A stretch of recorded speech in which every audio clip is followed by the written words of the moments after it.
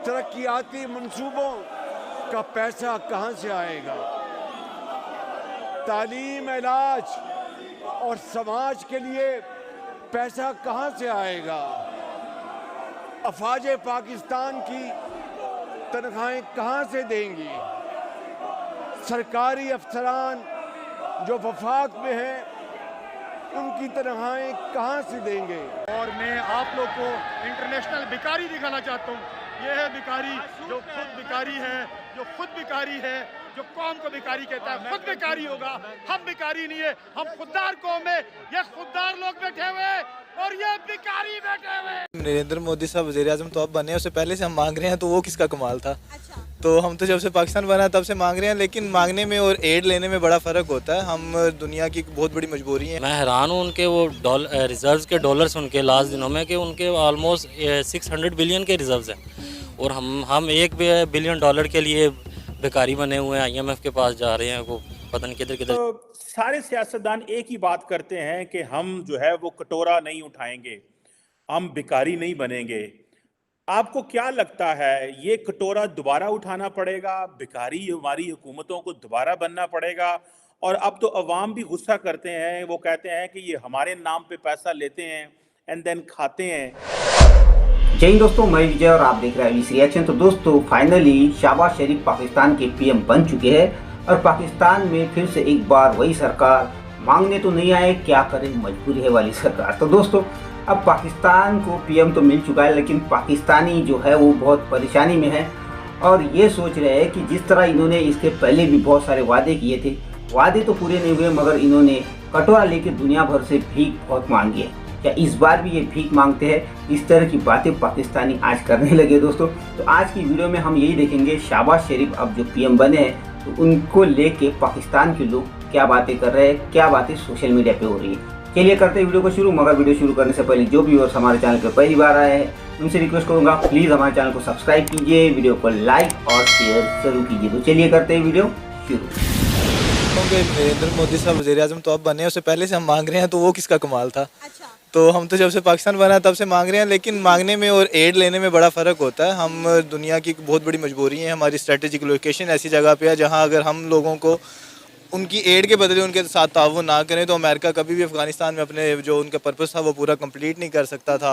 अरब countries हैं, हम उनको अगर एड के बदले में अपनी आर्मी प्रोवाइड करते हैं तो उनकी पूरी रियासत बची हुई है। ठीक है कि हम कटोरा लेके पूरी दुनिया से मांग रहे हैं, इसमें से आप इनकार नहीं कर सकते। अभी भी आप देख लें कि हमने जो है IMF की चीफ को इन्वाइट किया अपनी कॉन्फ्रेंस में कि आप आएँ, ताकि हमें सैलाब ज़दगान इलाकों के लिए एड मिल सके, हमें फ़ंड्स मिल सके, और हम उसमें कामयाब हो गए हैं। आप देखिए हमें कितने फ़ंड्स मिले हैं। तो बिल्कुल फंड्स मिले, लेकिन उसमें नरेंद्र मोदी साहब का कमाल तो ये था कि वो हमारे पास फंड्स आने से रोक देते। अच्छा। IMF को कहते कि आप इन्हें क्यों पैसे दे रहे हैं, फिर तो उनका कमाल होता। जब उन्होंने कुछ किया ही नहीं, बल्कि पानी आया उसकी वजह से हमारे पास तो ज़्यादा पैसे आ गए। हम इंशाल्लाह बेहतर तरीके में उन इलाकों को दोबारा से बिल्ड करेंगे और अच्छे रोड्स बनेंगे, मोटरवेज बनेंगी। वहाँ पे उन पैसों से फिर नरेंद्र साहब देखेंगे ये मैंने गलती से पानी छोड़ दिया, तो नहीं छोड़ना चाहिए था। वाह, क्या सोच है! आप जैसी सोच हर पाकिस्तानी की हो तो पाकिस्तान तो फिर कहाँ से कहाँ पहुँच जाए। ऑप्टिमिज्म होनी चाहिए इंसान के अंदर, पेसिमिज्म खुद से बैठ के रोते रहे। अगर आपको कभी भी एक चीज़ की हमेशा याद रखनी चाहिए कि अपने दुश्मन को अपने ऊपर हंसने की, आपने एस्थेटिक सेंस नहीं देने की, उसे खुशी हो कि यार देखो मेरी वजह से रो रहा है। गम आया तो फेस करें, ज़िंदगी पड़ी अभी, पूरी क़यामत तक देखते हैं क्या होता है। डॉक्टर साहब, सारे सियासतदान एक ही बात करते हैं कि हम जो है वो कटोरा नहीं उठाएंगे, हम भिखारी नहीं बनेंगे। आपको क्या लगता है, ये कटोरा दोबारा उठाना पड़ेगा? भिखारी हमारी हुकूमतों को दोबारा बनना पड़ेगा? और अब तो अवाम भी गुस्सा करते हैं, वो कहते हैं कि ये हमारे नाम पे पैसा लेते हैं एंड देन खाते हैं। आप जो नई गवर्नमेंट है उसको कैसे देखते हैं? क्या ये भिखारी रहेंगे या कि आपको लगता है कि हम टफ रिफॉर्म्स करके एक नया रास्ता जो है वो निकाल सकते हैं मुल्क के लिए? देखिए जी, हमारे पास कोई नई ट्रिक्स नहीं है। ये देखिएगा, आप 2-3 महीने में उम्रे के लिए सऊदी अरेबिया चले जाएंगे, उसके चंद एक दिनों के बाद ये चले जाएंगे कहीं और सैर करने के लिए, दिखाने, भीख मांगने के लिए। भीख का कशकोल शुरू हो जाएगा IMF के आने से। और ये मैं बार बार कहता हूँ, मैं ये नहीं कहता IMF का प्रोग्राम नहीं। IMF का प्रोग्राम तो एक ज़रूरियात है, उसके बगैर गुजारा नहीं। दुनिया के निज़ाम में IMF के बगैर गुजारा नहीं। तो IMF के साथ तो प्रोग्राम करना ही करना है, पर हमारी सोल्यूशन IMF के हाथ में नहीं है। IMF हमारे लिए कुछ नहीं कर सकता, क्योंकि IMF के पास भी वो हथियार ही नहीं जो हमें चाहिए। मांग तो हम रहे हैं, इसमें कोई शक नहीं है, लेकिन ये उनकी वजह से नहीं है, हमारे अपने ही करतूत ऐसे हैं पिछले 75 सालों में।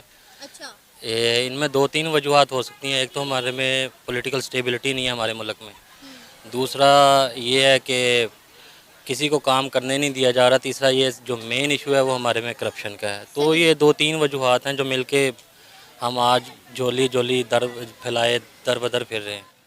हर मुल्क से हम कर्जे मांग रहे हैं, कोई हमें कर्जे दे रहा है और कोई हमें इनकार कर रहा है। सारे इनकार कर रहे हैं, दे तो कोई भी नहीं रहा। नहीं, अभी मिले हैं ना, हमें इतना सारा कर्जा मिला है सैलाब ज़दगान के इलाकों की। वो तो इमदाद है। अच्छा। हाँ जी, वो तो सपोर्ट है, तो कर्जा शर्जा तो खैर अभी पाकिस्तान वहीं पे खड़ा है, उसका रिस्क प्रीमियम वहीं पे है, तो अभी बहुत सा काम करना है, इंशाल्लाह hope for the best. Sir, कटोरा लेके जब आप मांगने निकलते हैं तो आपको फंड, ज़कात जो है खैरात ही मिलती है, कर्जा तो नहीं मिलता ना?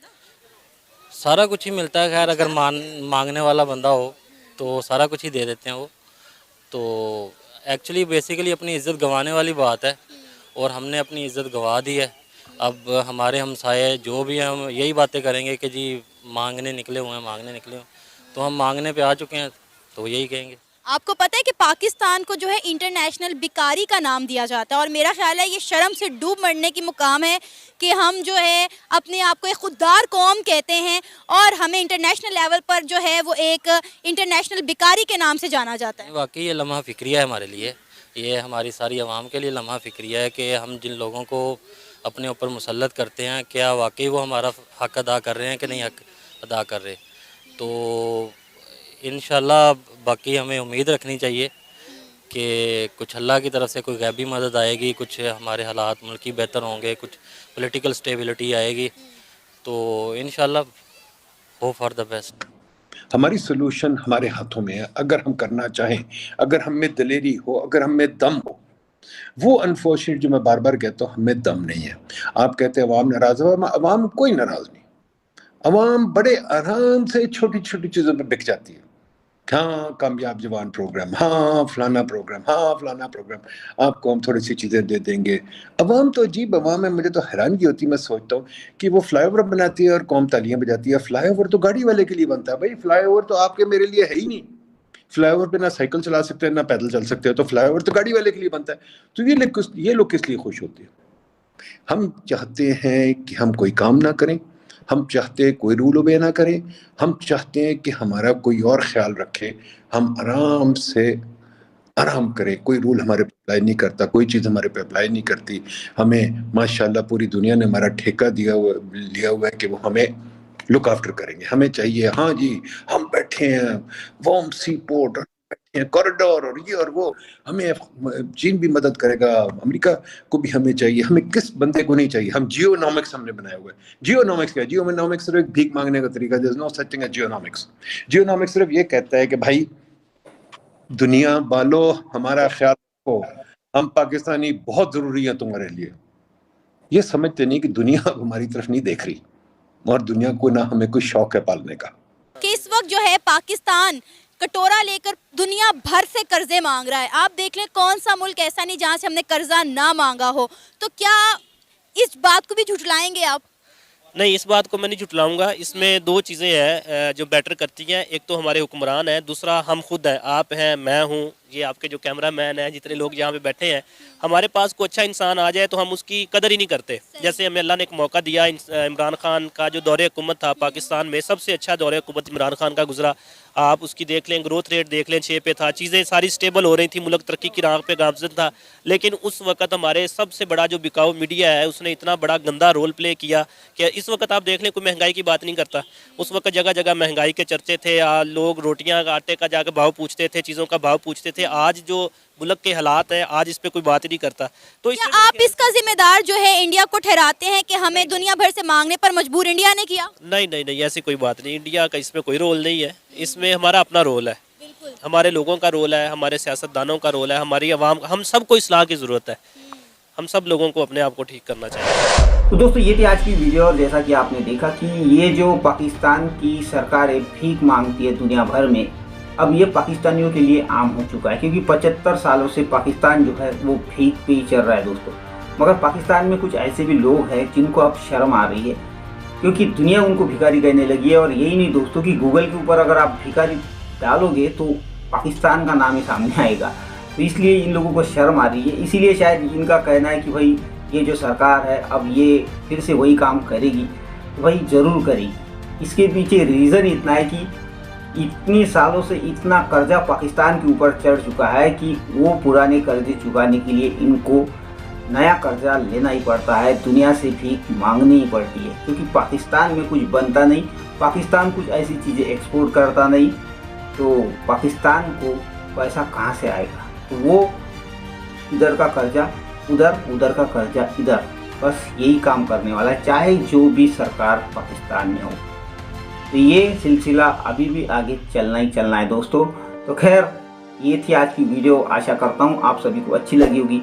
चलिए चलते हैं, मिलते हैं अगली वीडियो में, तब तक के लिए जय हिंद।